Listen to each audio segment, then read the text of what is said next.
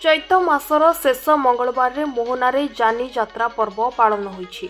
आज गाँ मुखिया सह ग्रामवासी माँ ग्राम देवती निकट में पूजा अर्चना करा जायथिला।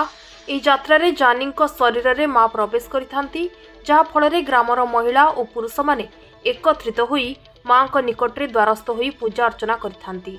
प्रथमे माँ ग्राम देवती निकट में पूजा अर्चना करा जायथिबा बेले द्वितीय माँ माणिकेश्वरी मंदिर रे पूजा अर्चना करा जायथिला। परे माँ बुढ़ी ठाकुराणी मंदिर रे पूजा अर्चना करा जायथिबा बेले संध्या 7टा समय गाँ परिक्रमा करबा सह माँ घोड़ा देई मंदिर रे पूजा अर्चना करा जायथिला। एही कार्यक्रम को गाँ परिचालना कमिटी सुचारू रूपे तुलाउथिबा बेले ग्रामर शताधिक महिला और पुरुष जोग देइथिले।